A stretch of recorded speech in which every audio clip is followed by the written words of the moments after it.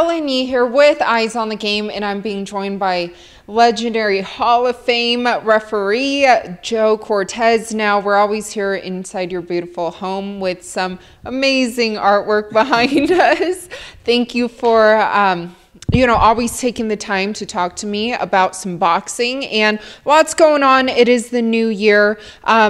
Big news today. A lot of people seem surprised by the fact that Amir Khan just signed a 3-fight deal with Matchroom Boxing and Eddie Hearn. So what are your thoughts on that? Well, I think that Amir Khan is a big name attraction, and I feel that Eddie Hearn is a big-time promoter from Great Britain. Has made a smart move, and he signed last year. He signed Danny Jacobs, so he's trying to really mix it up a little bit. He knows that Amir Khan still has a little spark of the old flash, and I think that it'll be good for both.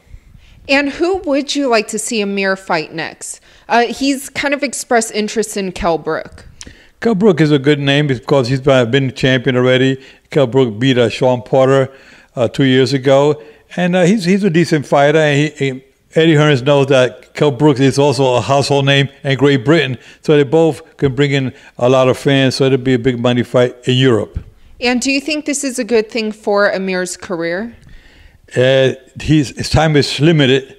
He's a nice young man, but he knows he's got about so many years left in boxing. He's been in some great battles in the past, and it was a shame to see him go down the way he did with Canelo Alvarez, who knocked him out 2 years ago. So he knows it's the end of his career, and I think he's got to capitalize at this opportunity. Yeah, and very well said. Speaking of Eddie Hearn, there's also been kind of rumors or news that, Anthony Joshua, he is fighting Parker, I believe, late March. Right. But they're saying a fight against Tyson Fury can finally or possibly happen later this year. What are your thoughts? Again, 2 European fighters would draw bigger over there than they would here in the States. It would be a good two-door fight for him. I really want to see him against Deontay Wilder, because Deontay Wilder is a money fight. But will Deontay Wilder go over there? Deontay Wilder doesn't have the popularity here in the United States as Anthony Joshua does in Europe. Anthony Joshua will fill up an arena out there, 80,000 fans.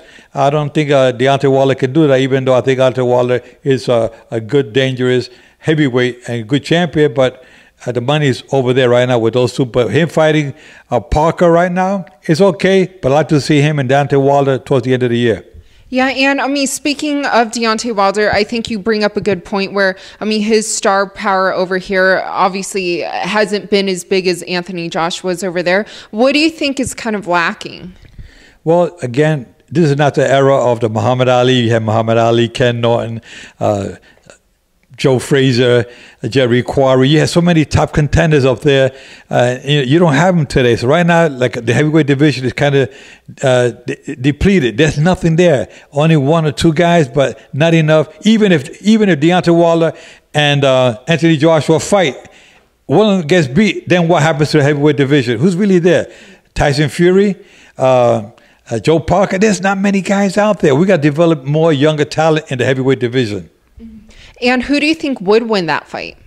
It's going to be a tough fight, but I got to lean towards Wilder, even though Anthony Joshua has a good boxing skills. A lot of fans say he reminds you a little bit of Muhammad Ali. I don't think so, but he's got the youth on his side. Again, Deontay Wilder is not an old guy. He's in his early 30s, and I think that's going to be a good fight. But Joshua, I seen him get knocked down by Klitschko, so I don't know. His shit is kind of questionable. And when Deontay Wilder nails him with that wicked right hand, it could be dangerous.